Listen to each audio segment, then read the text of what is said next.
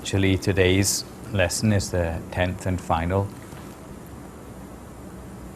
lesson of the Buddhist Concepts course, and there's one quite important component of Buddhist thought which we haven't talked about yet, but which I have left to last, because you can only really understand it in the light of everything which has gone before. And yesterday, talking about the importance of the perfections and how the Bodhisattva went about collecting up all those perfections over the course of many lifetimes. I think by now you can start to appreciate how it's not easy to reach enlightenment, or how difficult it is even to be able to conclude about what is good and bad in life in order to make the choices that you would lead you to have to prosper in the cycle of existence rather than become a victim. There are many religious beliefs in the world, but it's hard to find any religious beliefs which would lead a person to manage to break free of existence completely. Most simply talk about elevating the mind, or maybe becoming something a little bit better than a human being. But you don't find any teachings about breaking free completely of the cycle of suffering in life. Most of us hear only questions about why do we deserve such suffering. It's hard to find teachings which will allow us to overcome the suffering completely.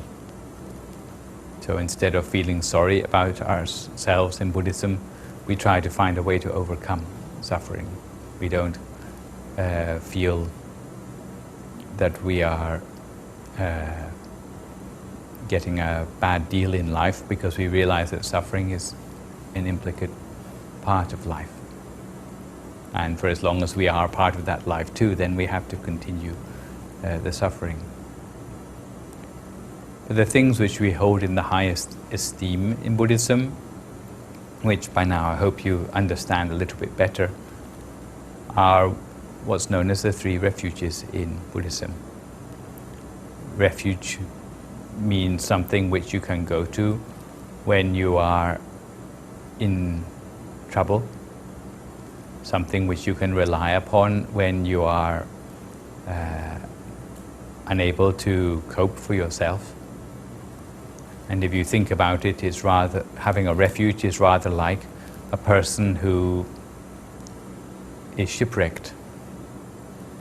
When the ship gives way and you are thrown in the water, if you are unable to swim, then you will try to cling onto anything which will help you to float and which will help you to survive.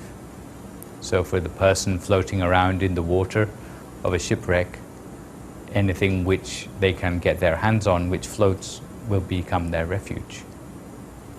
If you can cling on to even the floating corpse of some of your less fortunate passengers, then you would even do that.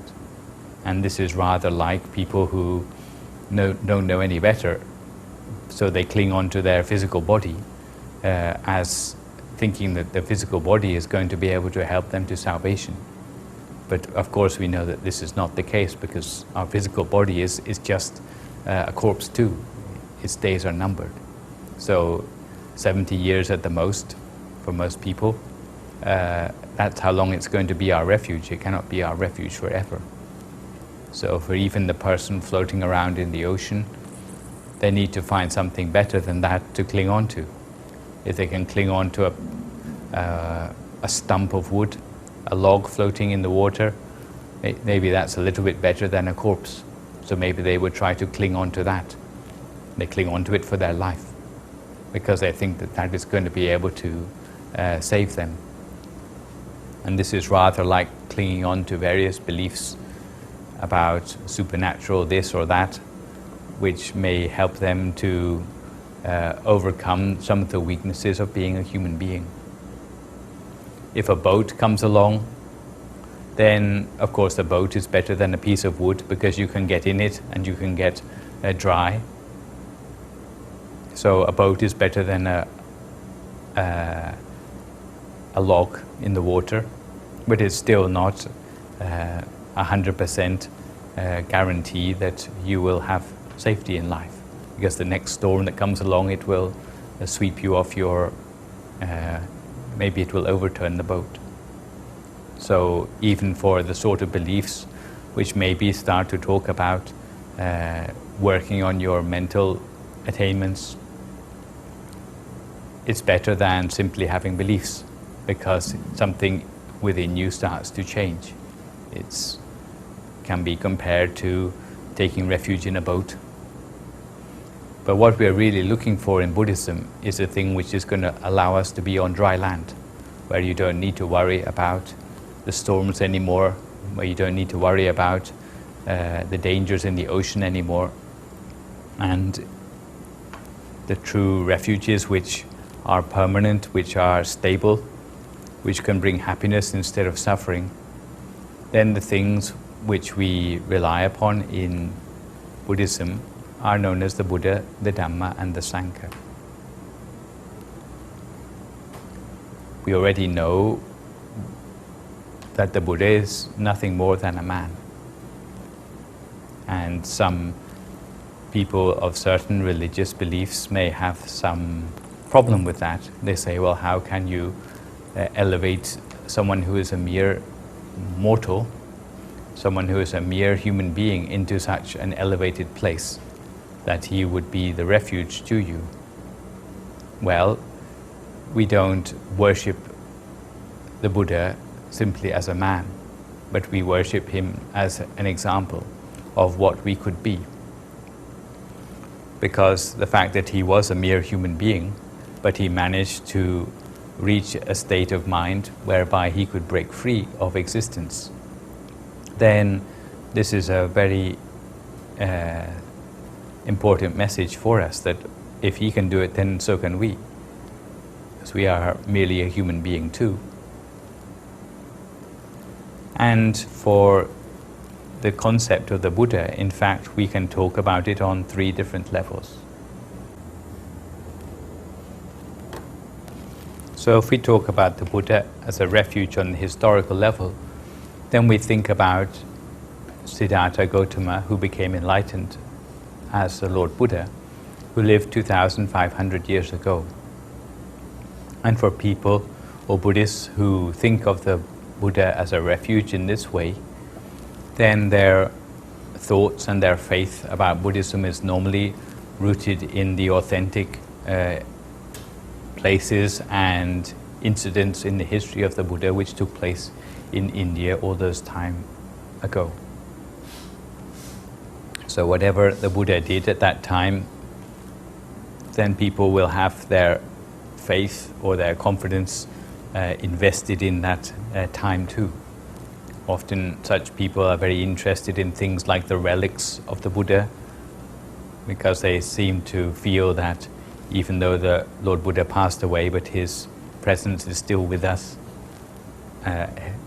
helping to inspire us to follow his example.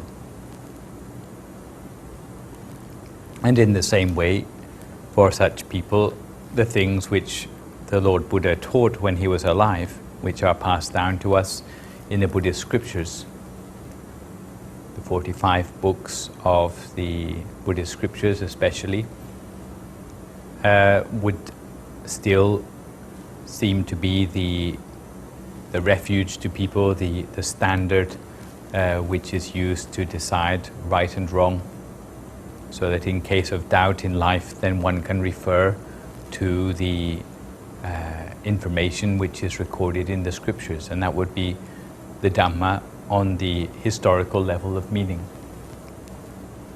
It can still be a refuge to us, because in the Buddhist scriptures almost every subject is described.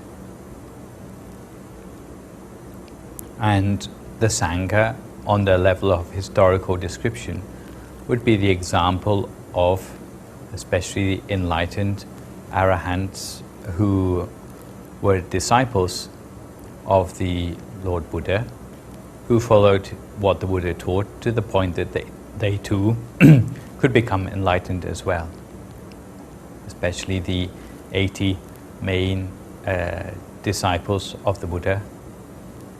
If we look at their example, then it can again serve as an inspiration to us that we too are a follower of the Buddha. We follow his teachings. So if they could become enlightened as a result of hearing his teachings, then why can't we as well? So on this sort of level, then the Triple Gem can be a refuge to us. But mostly it is based in our historical understanding of the Buddha. And if such people call into question whether the Buddha really existed or whether the scriptures are fake or not, then there's a chance that Buddhists who have taken their refuge on the historical level may have problems with that. Because there are some academics these days who try to throw doubt on the existence of the Buddha and so on.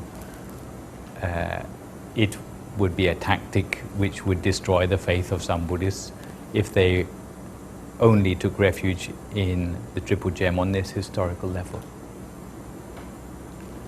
But I think the message which comes from Buddhism, and especially for Mahayana Buddhism, where we talk more about Buddhism in spirit rather than Buddhism to the letter of the scriptures, is to see the Buddha, the Dhamma and the Sangha not as historical phenomena, but as phenomena which have existed with us all down the centuries, where the idea of being a Buddha is not just connected with one particular individual who was the most recent person to attain Buddhahood, but that according to the teachings in the Buddhist scriptures, that there have been more people who have become enlightened as Buddhas than all the grains of sand in the 4 oceans.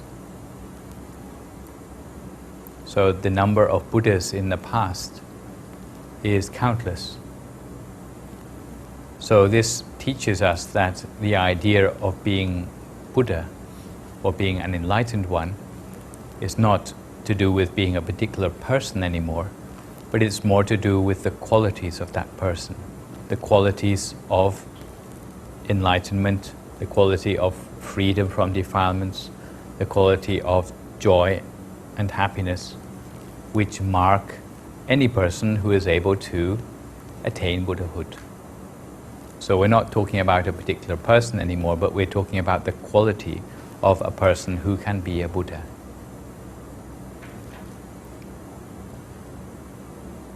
So according to such teachings, then this is a concept which didn't just end with the most recent Buddha, but it goes on. There will be Buddhas also in the future. And we too may be Buddhas in the future. In fact, it should just be a question of time. If we were more diligent in our meditation, maybe we would already be Buddhas by now. But unfortunately, we're not so smart in meditation, so we are still working on it. Some people have the intention to be a Buddha in the future. Well, that's a good start. Some people don't even have that intention yet. But it's only a question of time, according to the big view of the cosmos which we have in Buddhism. Someday everyone must go on to enlightenment. It's just a question of time. Some people may be doing it rather slowly. Some people may not even realize it yet.